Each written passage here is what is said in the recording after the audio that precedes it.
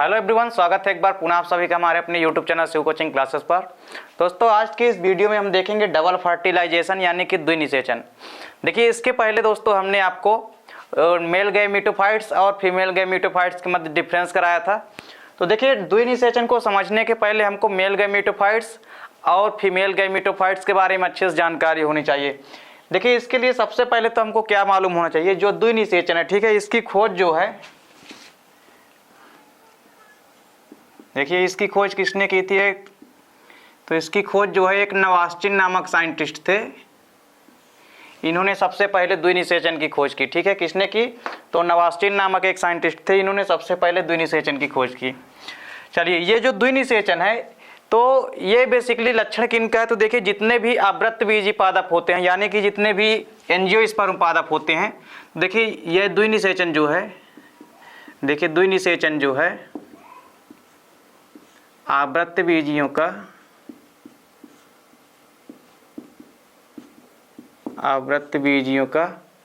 विशिष्ट लक्षण है।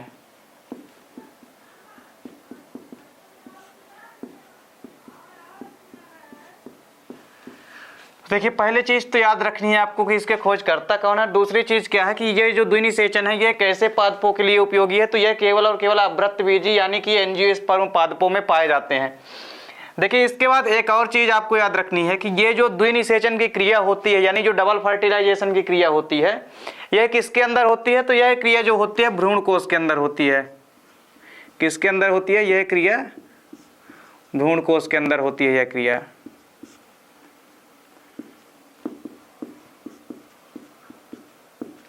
तो देखिए, यह क्रिया किसके अंदर होती है, भ्रूण कोश के अंदर संपन्न होती है। भ्रूण कोश यानी कि एम्ब्रियो सैक के अंदर संपन्न होती है, एम्ब्रियो सैक। तो देखिए, एम्ब्रियो सैक या भ्रूण कोश के अंदर जो है यह क्रिया संपन्न होती है। तो देखिए, सबसे पहले यहाँ पे हमको दो चीज़ों का ज्ञान होना चाहिए। देखिए, सबसे पहली बात तो क्या है कि यहाँ पे हमको मालूम होना चाहिए कि जो भ्रूण कोश है उसकी संरचना के बारे में। तो सबसे पहले तो यहाँ पे आप देखिए कि भ्रूण कोश की जो संरचना होती है वो कैसी होती है। तो देखिए, यदि हम भ्रूण कोश की संरचना की बात करें, भ्रूण कोश की यदि हम संरचना की बात करें, तो देखिए एक भ्रूण कोश की संरचना में कई सारे पार्ट दिखाई देते हैं। जैसे देखिए, ये एक भ्रूण कोश की संरचना है ये। तो देखिए, भ्रूण कोश की संरचना में टोटल कितने भाग दिखाई देते हैं। देखिए, ऊपर की ओर 3 कोशिकाएं होती है ये इस प्रकार से, और नीचे की ओर भी कैसे, नीचे की ओर भी 3 कोशिकाएं, और बीच में 2 केंद्रक होते हैं। तो देखिए, बीच में ये जो 2 केंद्रक हैं इनको हम क्या बोलेंगे, यहाँ पे द्वितीयक केंद्रक बोलेंगे। ठीक है, ये ध्रुव केंद्रक होते हैं 2 केंद्रक, तो इसको हम कौन सा केंद्रक मानेंगे, इसको हम द्वितीयक केंद्रक मानेंगे। ये क्या कहलाते हैं, द्वितीयक केंद्रक, यानी कि इसको इंग्लिश में क्या बोलेंगे, सेकेंडरी न्यूक्लियस। ठीक है, इसको क्या बोलेंगे, सेकेंडरी न्यूक्लियस बोलेंगे। अब देखिए, इसके बाद जो ऊपर की तीनों सेल हैं, यानी ऊपर की जो 3 कोशिकाएं हैं, इन तीनों कोशिकाओं को हम क्या बोलते हैं, इसको हम बोलते हैं प्रतिमुखी कोशिकाएं। इनको हम क्या बोलते हैं, प्रतिमुखी कोशिकाएं, या इनको हम इंग्लिश में बोलते हैं एंटीपोडल सेल, एंटीपोडल सेल। तो देखिए, ऊपर की तीनों कोशिकाएं जो है तो प्रतिमुखी कोशिकाएं कहलाती है, और बीच में जो 2 केंद्रक हैं ये द्वितीयक केंद्रक कहलाएंगे, और ये जो बीच की पूरी कोशिका होती है, इस कोशिका को हम बोलते हैं केंद्रीय कोशिका। यानी ये बीच की कोशिका है, क्योंकि सेंट्रल की कोशिका है, तो इसको हम क्या बोलेंगे, केंद्रीय कोशिका, या इसको हम इंग्लिश में क्या बोलेंगे, सेंट्रल सेल। ठीक है, तो देखिए इसको हम सेंट्रल सेल बोलेंगे इंग्लिश के अंदर, ये इसको हम सेंट्रल सेल बोलेंगे। वहीं जो नीचे की 3 कोशिकाएं हैं, तो ये देखिए जो बड़ी वाली कोशिका है, इस बड़ी वाली कोशिका को हम क्या बोलेंगे, ये अंड कोशिका कहलाती है। ये कौन सी कोशिका कहलाती है, अंड कोशिका कहलाती है, या एग सेल कहलाती है। ये अंड कोशिका है, ये अंड कोशिका या एग सेल कहलाती है। चलिए, इसके बाद नीचे की ये जो 2 कोशिकाएं दिखाई दे रही, ये वाली कोशिका और ये वाली कोशिका, इन दोनों कोशिकाओं को बोलते हैं सहायक कोशिका। क्या बोलते हैं इनको, सहायक कोशिका बोलते हैं। इनको हम सहायक कोशिका बोलते हैं। इनको सहायक कोशिका बोलते हैं, या इसको हम इंग्लिश के अंदर क्या बोलते हैं, सिनरगिड सेल। क्या बोलते हैं इनको, सिनरगिड सेल। ठीक है, इनको हम क्या बोलते हैं, सहायक कोशिका। अब देखिए यहाँ पे जो तीनों कोशिकाएं हैं, तीनों कोशिकाओं के अंदर एक एक केंद्रक होते हैं। ठीक है, और नीचे की ओर भी जो अंड कोशिका, इसमें भी एक केंद्रक होता है। दो जो सहायक कोशिका, इनमें भी दो केंद्रक होते हैं। तो कुल मिलाकर यहाँ पे एक भ्रूण कोश की संरचना में या एम्ब्रियो सैक की संरचना में हमको 8 केंद्रक दिखाई देते हैं। ठीक है, 8 केंद्रक। 8 केंद्रक कैसे हो गए, 3 केंद्रक ये हो गए तीनों कोशिकाओं के अंदर, 2 केंद्रक ये हो गए, 5 हो गए, और 3 केंद्रक यहाँ इन तीनों कोशिकाओं के अंदर, तो टोटल 8 केंद्रक हो गए। वहीं यदि कोशिकाओं की बात की जाए तो 3 कोशिकाएं ऊपर की ओर है, 3 कोशिका नीचे की ओर है, और बीच में एक कोशिका है। तो कुल मिला के कोशिकाएं कितनी हो गई, सेल की यदि बात करें तो सेल की संख्या कितनी हो गई, 7। तो एक परिपक्व भ्रूण कोश या एम्ब्रियो सैक की संरचना में 8 केंद्रक और 7 कोशिकाएं होती है। तो देखिए यहाँ पे एक चीज और याद रखनी है आपको कि अंड कोशिका और सहायक कोशिकाओं को अब आपस में मिलाकर हम क्या कहते हैं, इनको आपस में मिलाकर अंड समुच्चय कहा जाता है। क्या कहा जाता है इनको, आपस में मिलाकर अंड समुच्चय, या इसको इंग्लिश में बोलते हैं एग ऑपरेटस। Egg apparatus. तो देखिए यहाँ पे आपको इतनी चीजें याद रखनी है कि एग ऑपरेटस अंड कोशिका और सहायक कोशिकाओं को मिलाकर कहा जाता है। वहीं इन तीनों कोशिकाओं के बारे में, चलिए इसके बाद अब हम क्या देखते हैं, हमको भ्रूण कोश की संरचना तो मालूम हो गई कि इस प्रकार से होती है। अब एक और चीज याद रखनी है हमको यहाँ पे कि ये तो हमारा भ्रूण कोश जो हो गई, ठीक है, ये तो क्या हो गया हमारा लघु बीजाणु हो गया। ठीक है, ये क्या हो गया हमारा लघु बीजाणु हो गया, लघु बीजाणु नहीं, ये क्या हो गया हमारा गुरु बीजाणु हो गया। भ्रूण कोश क्या होता है, गुरु बीजाणु होता है, और ये कहाँ स्थित होते हैं, गुरु बीजाणु धानी के अंदर, तो ये गुरु बीजाणु हो गया। अब इसके बाद देखिए लघु बीजाणु या नरयुग्म कोदविद की संरचना देखते हैं। तो देखिए यहाँ पे आप इसका स्क्रीनशॉट ले लीजिए पहले। देखिए इसके बाद अब हम समझ लेते हैं थोड़ा नरयुग्म कोदविद के बारे में। भ्रूण कोश की संरचना तो हमने समझ लिया, अब इसके बाद नरयुग्म कोदविद की संरचना को थोड़ा देख लेते हैं। तो देखिए यहाँ पे इसके बाद हम देखते हैं नरयुग्म कोदविद की संरचना।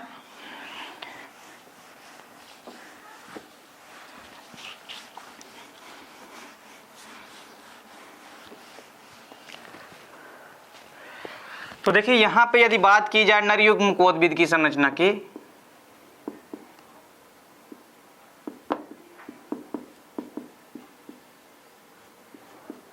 नरयुग्म कोदविद की संरचना की, तो इसमें देखिए हमको 2 चीजें याद रखनी है।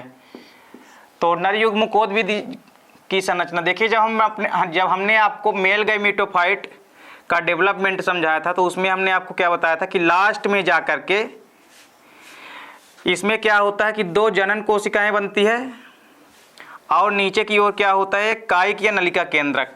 देखिए ऊपर की ओर 2 केंद्रक होते थे, जिनको हमने क्या कहा था, ये दोनों ऊपर की ओर जो केंद्रक थे ये जनन केंद्रक थे, ये जनन केंद्रक थे।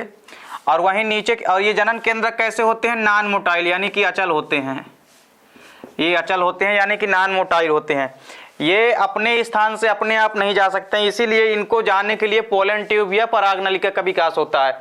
अब इसके नीचे का चूंकि जो भाग है, नीचे का भाग क्या कहलाता है, कायिक अथवा नलिका केंद्रक कहलाता है। ये देखिए नीचे का जो भाग है ये कायिक अथवा नलिका केंद्रक कहलाता है, कायिक अथवा नलिका केंद्रक। तो देखिए यहाँ पे आपको याद रखना है कि जो नरयुग्म कोदविद की संरचना है, ठीक है, तो देखिए एक नरयुग्म कोदविद की संरचना में आपको यहाँ पे याद रखना है 2 नर केंद्रक या 2 जनन केंद्रक हैं। ठीक है, तो यहाँ पे इन दोनों केंद्रकों को याद रखना, क्योंकि ये दोनों जनन केंद्रक जो हैं यही भाग लेंगे किसमें, अंदर भ्रूण कोश में जा करके भाग लेंगे निषेचन में, और उसके बाद डबल फर्टिलाइजेशन में भी भाग लेंगे। और उसके बाद जो कायिक केंद्रक होते हैं इनको भी आप याद रखिए। तो चलिए इसके बाद अब हम देखते हैं जो हमारा भ्रूण कोश होता है, तो भ्रूण कोश में किस प्रकार से अब डबल फर्टिलाइजेशन या द्विनिषेचन होता है। तो देखिए सबसे पहले जो पराग नलिका होती है, ठीक है, जो पराग नलिका है, सबसे पहले देखिए जो पराग नलिका है, तो पराग नलिका या इसको हम क्या बोलते हैं, पोलन ट्यूब। पराग नलिका कहाँ इंटर करेगी? बीजांड के अंदर, क्योंकि बीजांड के अंदर ही तो भ्रूण कोश होता है, तो पहले बीजांड में प्रवेश करेगी, उसके बाद तो भ्रूण कोश में जाएगी। तो देखिए यहाँ पास जो नर युग्मक है वो पराग नलिका में है, तो पराग नलिका कहाँ जाएगी? पराग नलिका जाएगी बीजांड में, और बीजांड में कहाँ इंटर करेगी? बीजांड द्वार से इंटर करेगी। तो ये बीजांड में जब पहुंचेगी तो बीजांड द्वार से इंटर करेगी कहाँ? बीजांड में। फिर बीजांड से ये कहाँ इंटर करेगी? भ्रूणकोश में। बीजांड में कहाँ? बीजांड से फिर कहाँ इंटर करेगी? ये भ्रूणकोश या एम्ब्रियो सैक में। तो ये समझिए आप यहाँ पे कि पराग नलिका कहाँ प्रवेश करेगी? बीजांड में प्रवेश करेगी, फिर बीजांड से कहाँ प्रवेश करेगी? भ्रूणकोश में प्रवेश करेगी। अब चलिए यहाँ पे एक चीज और समझनी है आपको कि जब पराग नलिका भ्रूणकोश में प्रवेश करेगी तो बीजांड द्वार के सिरे से प्रवेश करेगी। तो यहाँ पे आप देखिए जो भ्रूणकोश, देखिए जो भ्रूणकोश है हमारा, अब जब इस भ्रूणकोश में प्रवेश करेगी, हमारा भ्रूणकोश कुछ इस प्रकार से है। ये क्या है? हमारा भ्रूणकोश।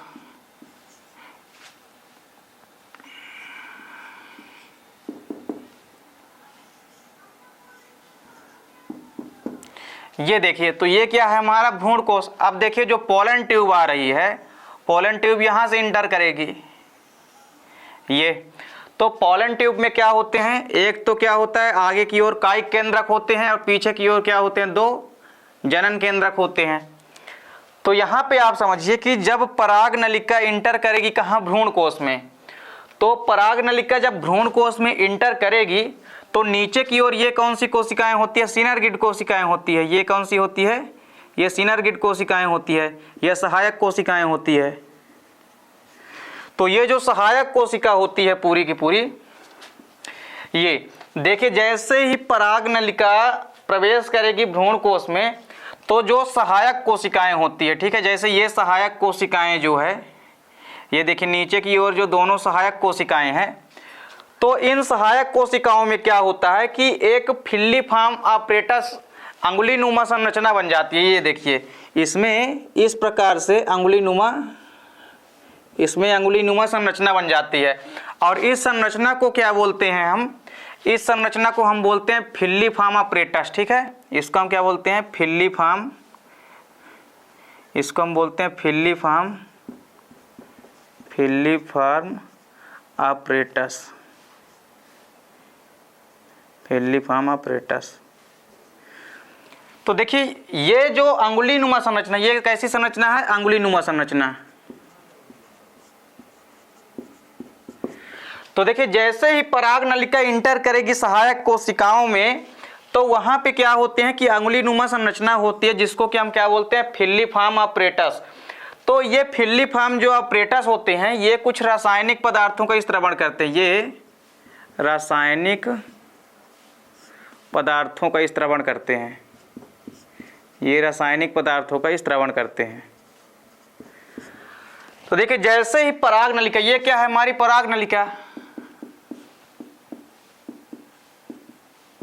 तो पराग नलिका, ये क्या है? हमारा भ्रूणकोश। तो देखिए जब पराग नलिका भ्रूणकोश में इंटर करती है तो कहां से इंटर करती है? सिनर्गिड या सहायक कोशिकाओं से इंटर करती है। तो यहाँ पे क्या होते हैं? देखिए जैसे ही सिनर्गेट सेल जो होती हैं, सिनर्गेट सेल के अंदर क्या होते हैं या सहायक कोशिकाओं के अंदर कुछ अंगुलीनुमा प्रवर्ध होते हैं या संरचनाएं होती है, जिसको कि हम क्या बोलते हैं? फिल्लीफॉर्म आपरेटस, यानी इसको हम बोलते हैं क्या? फिल्लीफॉर्म कोशिकाएं बोलते हैं। तो ये फिल्लीफॉर्म आपरेटस जो है कुछ रासायनिक पदार्थों का क्या करते हैं? स्त्रवण करते हैं। और जब ये रासायनिक पदार्थों का स्त्रवण करते हैं तो ये देखिए रासायनिक पदार्थ जब स्त्रवित हो जाते हैं तो ये पराग नलिका को, तो ये देखिए क्या करते हैं? पराग नलिका को भ्रूण, देखिए ये पराग नलिका को सहायक कोशिकाओं, पराग नलिकाओं को सहायक कोशिकाओं के अंदर जाने में सहायता करता है।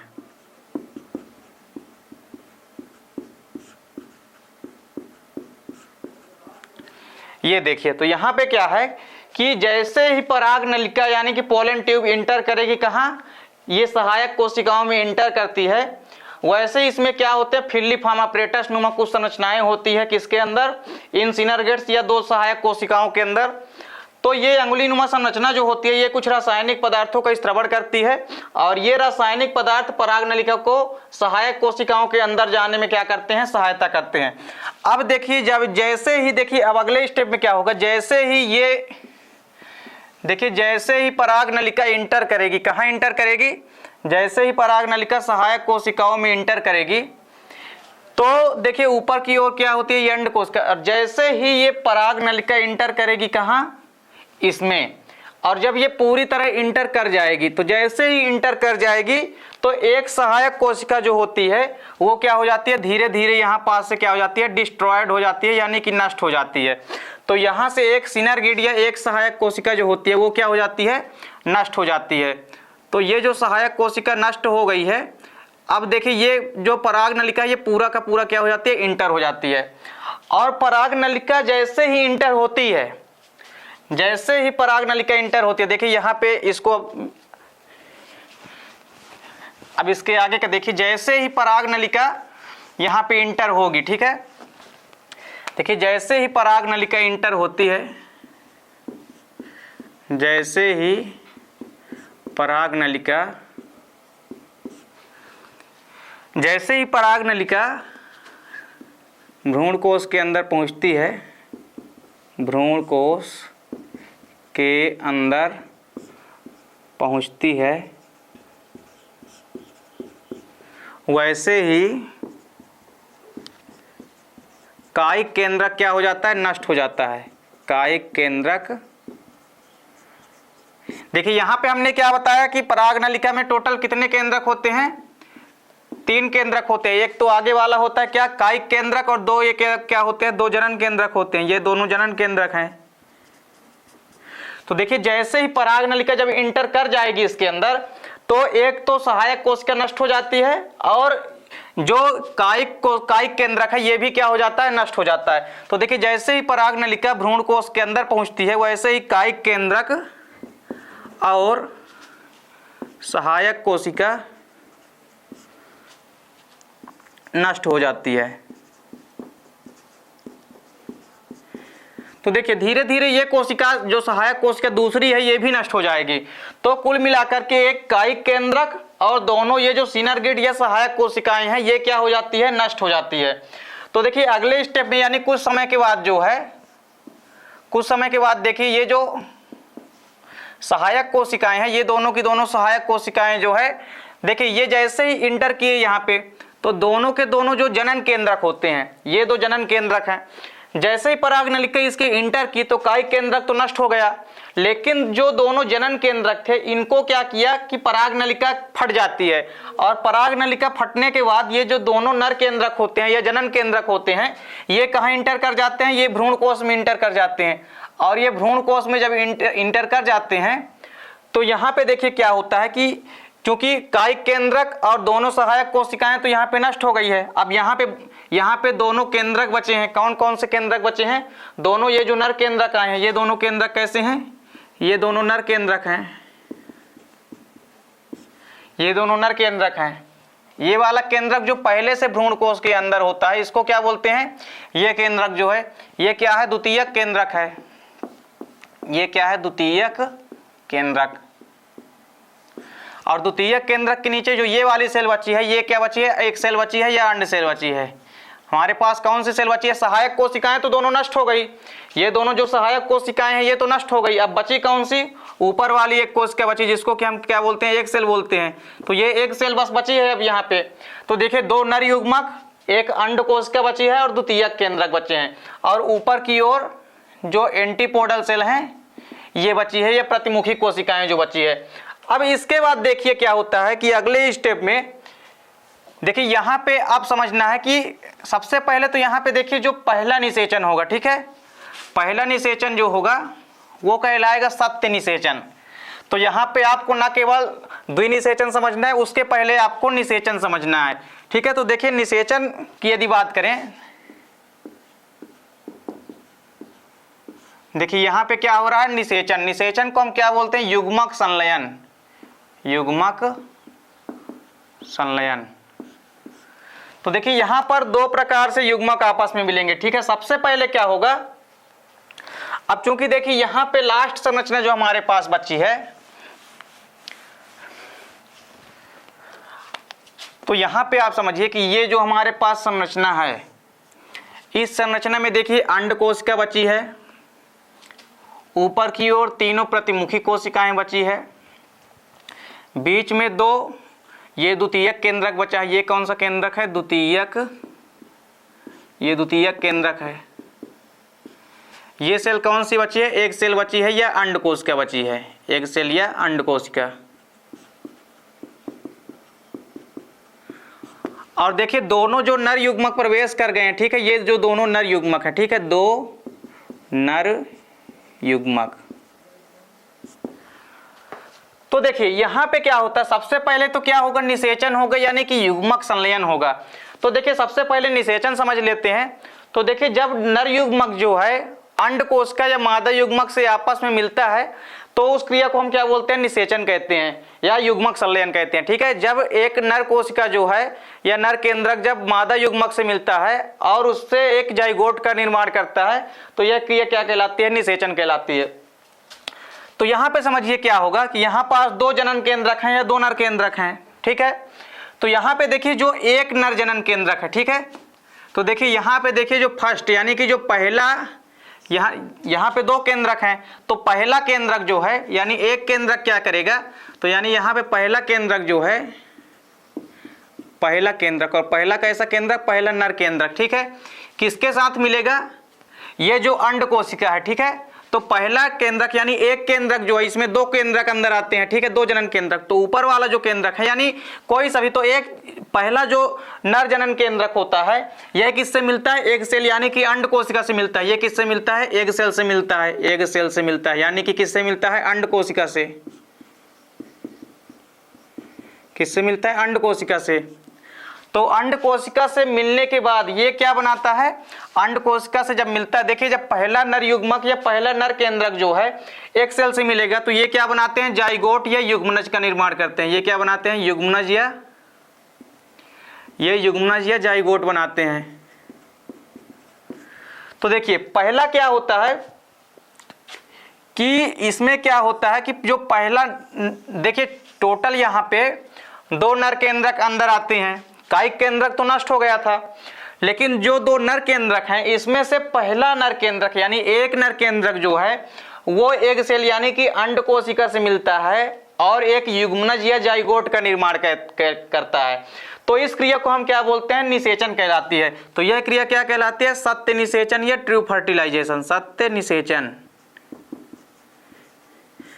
जब पहला नर युग्मक जो है अंड कोशिका से मिलता है और एक युग्मनज या जाइगोट का निर्माण करता है, तो इस क्रिया को हम सत्य निषेचन या ट्रू फर्टिलाइजेशन कहते हैं। तो देखिए यह क्रिया क्या कहला गई, सत्य निषेचन या ट्रू फर्टिलाइजेशन, जिसमें कि पहला नर केंद्रक जो है एक सेल से मिलकर के क्या करता है, एक युग्मनज या जाइगोट का निर्माण करता है। तो यह क्रिया क्या कहला गई, निषेचन कहला गई, ठीक है। अब इसके बाद देखिए दूसरा स्टेप में क्या होता है, अब दूसरे स्टेप में क्या होगा कि ये जो दूसरा नर केंद्रक बचा है, ठीक है, एक नर केंद्रक तो भाग ले चुका, एक सेल के साथ मिल गया, लेकिन जो दूसरा नर केंद्रक बचा है वो अब किससे मिलेगा, द्वितीयक केंद्रक से। द्वितीयक केंद्रक में दो केंद्रक हैं, तो यहाँ पे देखिए क्या है, इसकी संख्या क्या है, अगुणित है, यानी कि एक ही केंद्रक है ना, तो एक केंद्रक है यानी अगुणित है, एक केंद्रक यानी हेप्लॉइड है, अगुणित है, और एक सेल जो है ये भी कैसी है, ये भी अगुणित है। तो दो अगुणित कोशिकाएं मिलकर यहाँ पे क्या करेंगे, एक द्विगुणित युग्मनज का। तो युग्मनज या जाइगोट कैसा होता है, द्विगुणित होता है। अब इसके बाद देखिए क्या होता है, अब इसके बाद देखिए जब दूसरे स्टेप में क्या होता है, इस क्रिया को देखिए हम बोलते हैं त्रिक संलयन। त्रिक संलयन। देखिए त्रिक संलयन में क्या होगा कि जब दूसरा नर युग्मक है, देखिए दूसरा नर युग्मक या दूसरा नर केंद्रक जो है, देखिए जो दूसरा नर केंद्रक है वो अब क्या करेगा, दूसरा नर केंद्रक किससे मिलेगा, दूसरा नर युग्मक जो है या दूसरा नर केंद्रक, देखिए इसको नर युग्मक या केंद्रक भी कह सकते हो, ठीक है। तो ये जो दूसरा केंद्रक है, पहला नर केंद्रक तो किससे भाग ले लिया, एक सेल से भाग ले लिया और युग्मनज बनाता है। यानी हम कह सकते हैं कि नर युग्मक, देखिए ये चूंकि नर युग्मक है तो हम कह सकते हैं कि नर युग्मक किससे भाग लिया, मादा युग्मक से।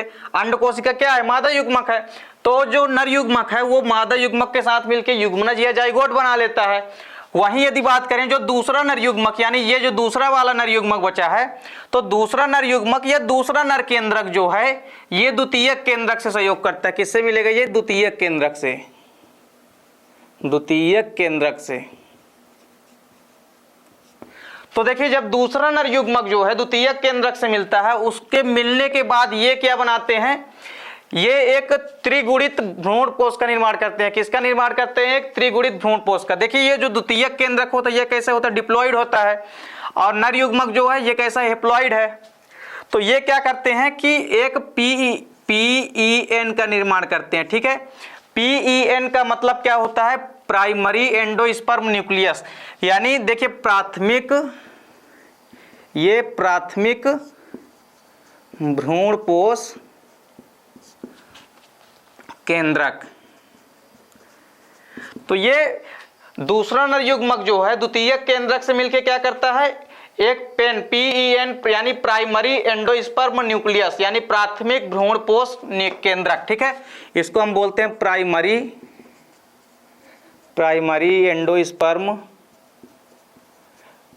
Endosperm nucleus.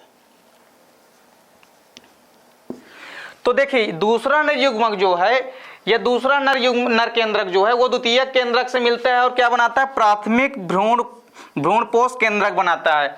तो ये प्राथमिक भ्रूणपोष केंद्रक बन गया। तो देखिए जब दूसरा नर युग्मक द्वितीयक केंद्रक से मिलता है और एक प्राइमरी एंडोस्पर्म न्यूक्लियस यानी कि प्राथमिक भ्रूणपोष केंद्रक का निर्माण करता है, तो इस क्रिया को हम क्या बोलते हैं, त्रिक संलयन बोलते हैं। क्या बोलते हैं, इस क्रिया को हम त्रिक संलयन बोलते हैं। तो देखिए द्विनिषेचन में दो क्रियाएं होती है, पहला तो होता है निषेचन की क्रिया और दूसरा क्या होता है, त्रिक संलयन। अब देखिए यहां पे एक चीज याद रखनी है कि यहां पे अब तो निषेचन हो चुका है चूंकि, तो देखिए यहां पे एक चीज आपको याद रखनी है कि जो निषेचन होता है और त्रिक संलयन, जो निषेचन है यानी कि सत्य निषेचन जो ये वाली क्रिया है, तो निषेचन प्लस त्रिक संलयन। त्रिक संलयन को हम क्या बोलते हैं, त्रिक संलयन को हम बोलते हैं ट्रिपल, इसको हम बोलते हैं ट्रिपल फ्यूजन। तो देखिए जो त्रिक संलयन या ट्रिपल फ्यूजन की क्रिया होती है, ठीक है, त्रिक संलयन। तो देखिए यहां पे आपको याद रखना है कि निषेचन की जो क्रिया हो गई और त्रिक संलयन की क्रिया, इन दोनों क्रियाओं को आपस में मिलाकर हम क्या कहते हैं, द्विनिषेचन, ठीक है। ये दोनों क्रियाएं मिलकर क्या कहलाएगी, द्विनिषेचन कहलाएगी, द्विनिषेचन, ठीक है, या डबल फर्टिलाइजेशन कहलाएगी।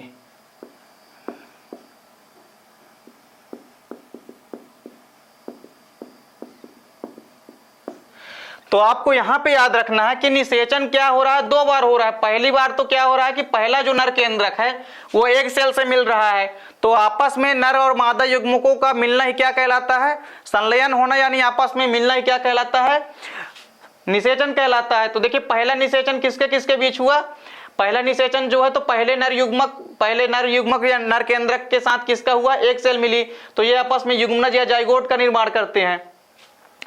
और देखिए दूसरी जो क्रिया होती है त्रिक संलयन या ट्रिपल फ्यूजन की जो क्रिया होती है, इसमें जो दूसरा नर युग्मक होता है या दूसरा नर केंद्रक जो है वो द्वितीयक केंद्रक से मिलता है, और द्वितीयक केंद्रक से मिलने के बाद एक प्राथमिक भ्रूणपोष केंद्रक बनाता है।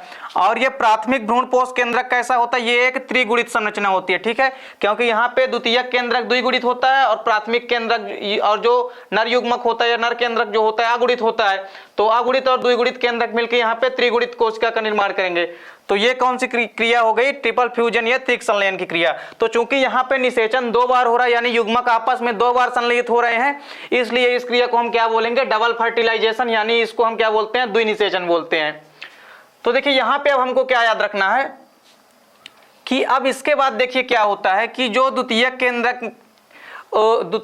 यहाँ पे जो फर्टिलाइजेशन हुआ है, डबल फर्टिलाइजेशन जो हुआ है, इसके बाद क्या चेंजेस आते हैं, तो इसके बाद देखिए अब क्या क्या चेंजेस आएंगे यहाँ पे, तो इसका आप स्क्रीनशॉट ले लीजिए। इसके बाद देखिए यहाँ पे क्या है कि जो द्वितीयक केंद्रक या द्वितीयक केंद्रक जब आपस में दूसरा नर युग्मक जो है, द्वितीयक केंद्रक जब दूसरे नर युग्मक या नर केंद्रक से मिला तो क्या बनाया, प्राथमिक भ्रूणपोष केंद्रक बनाया। अब इसके बाद देखिए दो चीजें आपको याद रखनी है कि निषेचन के बाद क्या होगा।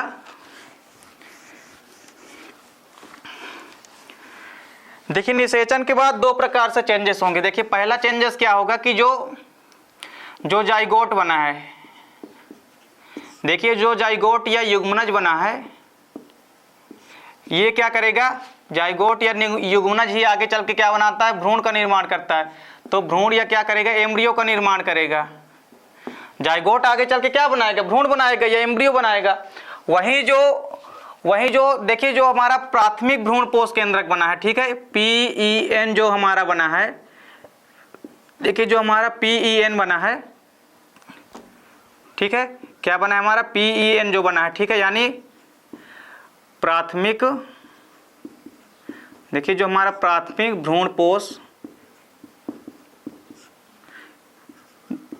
भ्रूणपोष केंद्रक जो हमारा बना है, यानी PEN जो हमारा बना है, ठीक है, जो हमारा प्राथमिक भ्रूणपोष केंद्रक या प्राइमरी एंडोस्पर्म न्यूक्लियस बना है, ये आगे चल के किस में परिवर्तित हो जाएगा, ये प्राथमिक भ्रूणपोष ऊतक में बदल जाएगा। ठीक है, ये प्राथमिक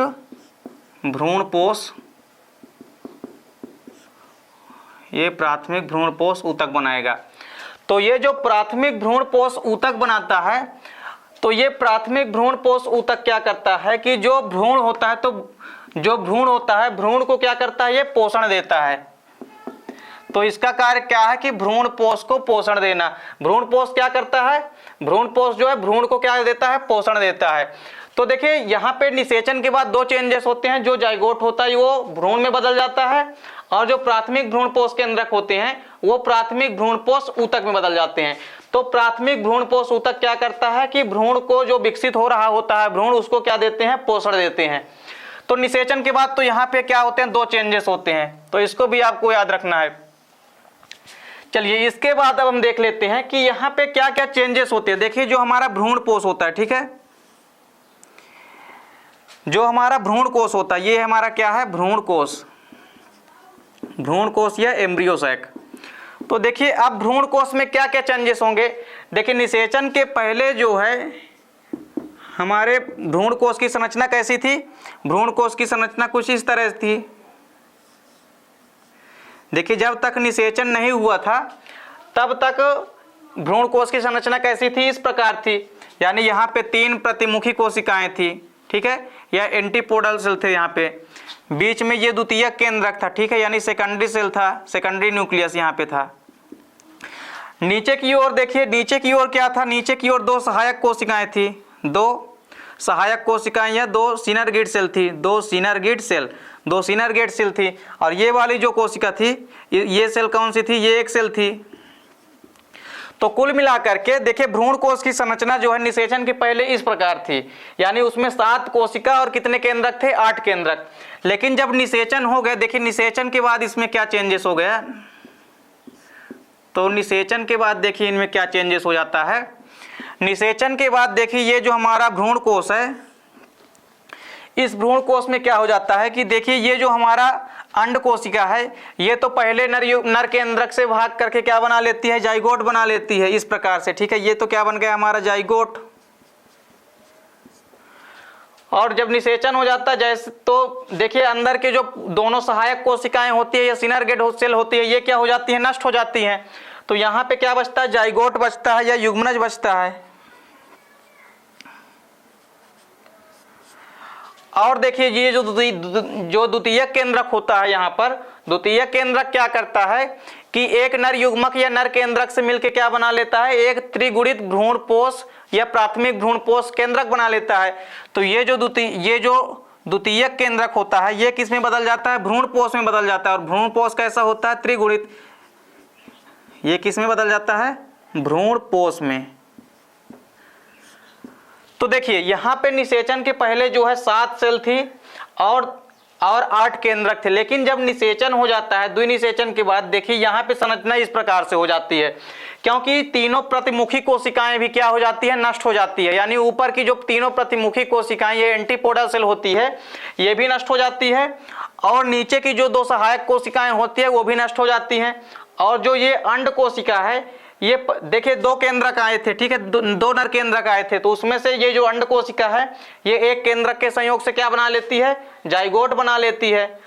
और ये जो द्वितीयक केंद्रक होता है, ये दूसरे केंद्रक के साथ, दूसरे नर केंद्रक के साथ मिलकर के क्या बना लेता है, एक त्रिगुणित भ्रूणपोष बना लेता है। तो कुल मिला के आपको यहाँ पर इतनी चीजें याद रखनी है। अब देखिए यहाँ पे आप लोग देख लीजिए कि पेपर में क्वेश्चन कैसे पूछा जाता है। तो देखिए यहाँ पास इसमें से पेपर में 3 से 4 क्वेश्चन पूछ सकता है, उसको आपको याद रखना है। तो देखिए पेपर में क्वेश्चन किस तरह से आते हैं। इसमें से देखिए पहला क्वेश्चन आपसे क्या पूछ सकता है कि द्विनिषेचन को समझाइए। द्विनिषेचन जब आपको पूछेगा तो ये दोनों क्रिया समझानी पड़ेगी। द्विनिषेचन की क्रिया को समझाइए।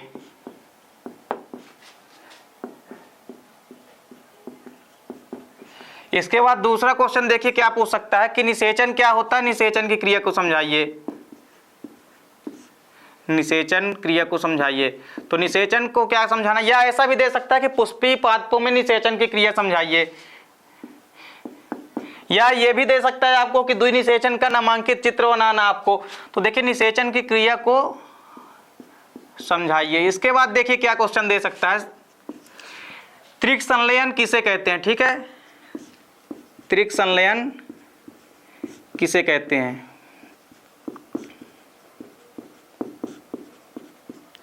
तो त्रिक संलयन पूछ सकता है, या ट्रिपल फ्यूजन किसे कहते हैं। तो देखिए आपको कंफ्यूज नहीं होना है, निषेचन को ही हम क्या बोलते हैं, युग्मक संलयन। तो आपको निषेचन ना दे करके पेपर में यह भी दे सकता है कि युग्मक संलयन की क्रिया को समझाइए।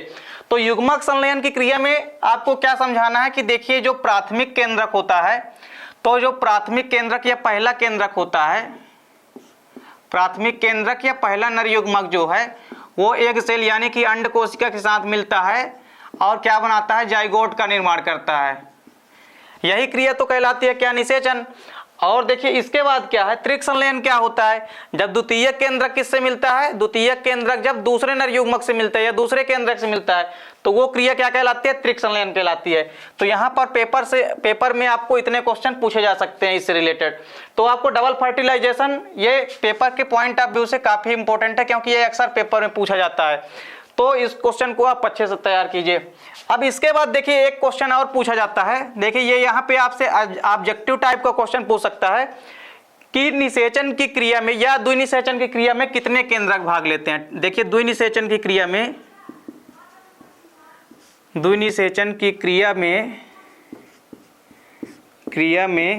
कितने केंद्रक भाग लेते हैं, कितने, ये आपसे ऑब्जेक्टिव टाइप क्वेश्चन में भी कभी कभी पूछा जा सकता है। देखिए द्विनिषेचन की क्रिया में कितने केंद्रक भाग लेते हैं। तो इसका आंसर क्या है, देखिए द्विनिषेचन में कितने केंद्रक भाग लेते हैं। तो द्विनिषेचन की क्रिया में आपको याद रखना है कि 5 केंद्रक भाग लेते हैं। कितने केंद्रक भाग लेते हैं, 5 केंद्रक। अब यहाँ पे देखिए आपकी 5 केंद्रक किस प्रकार से भाग लेते हैं। तो देखिए ये हमारी संरचना क्या, भ्रूण कोश की। तो देखिए भ्रूण कोश की संरचना में यहाँ पे क्या था, द्वितीयक केंद्रक, ठीक है, द्वितीयक केंद्रक। और यहाँ पे क्या है, अंड कोशिका है, ये क्या है, एग सेल। और देखिए 2 केंद्रक जो हैं ये दोनों कैसे हैं, ये दोनों नर केंद्रक हैं। ये दोनों कैसे केंद्रक हैं, नर केंद्रक। तो देखिए यहाँ पे 5 केंद्रक किस प्रकार से भाग लेते हैं। सबसे पहले तो क्या हुआ, निषेचन की क्रिया होती है। तो निषेचन की क्रिया में क्या होता है, ये जो एक केंद्रक होता है यानी जो पहला नर युग्मक या नर केंद्रक होता है, तो पहला नर केंद्रक जो है ये किससे मिलेगा, अंड कोशिका से। देखिए ये जो फर्स्ट केंद्रक है, ठीक है, ये जो फर्स्ट केंद्रक है ये किससे मिलता है, अंड कोशिका से। तो अंड कोशिका के अंदर कितने केंद्रक हैं, एक केंद्रक, ठीक है। तो अंड कोशिका से जब मिलेगा तो एक केंद्रक इसका भी मिलेगा, तो टोटल कितने केंद्रक हो जाएंगे, 2 केंद्रक, ठीक है। यानी एक केंद्रक, ये पहला नर केंद्रक जो है अंड कोशिका से मिला, तो अंड कोशिका में भी कितने केंद्रक हैं, एक। तो एक और एक 2 केंद्रक हो जाएंगे। तो दो केंद्रक तो किस में भाग लिए, दो केंद्रक भाग लेते हैं निषेचन में, निषेचन में दो केंद्रक भाग लिए। अब इसके बाद क्या होता है, ये जो द्वितीयक नर केंद्रक होता है ये द्वितीयक केंद्रक के साथ के ये क्या है हमारा द्वितीयक केंद्रक है, ये क्या हमारा द्वितीयक केंद्रक। तो जो त्रिक संलयन की क्रिया होती है इसमें क्या होता है द्वितीयक केंद्रक, तो द्वितीयक केंद्रक के अंदर कितने केंद्रक हैं, दो केंद्रक हैं। ये त्रिक संलयन जो है द्वितीयक केंद्रक के अंदर क्या है, दो केंद्रक हैं। और द्वितीयक केंद्रक जो है किससे मिलता है, ये जो द्वितीयक केंद्रक है चूंकि ये मादा केंद्रक है और ये किससे मिलता है, एक और ये दूसरे नर केंद्रक के साथ मिलता है।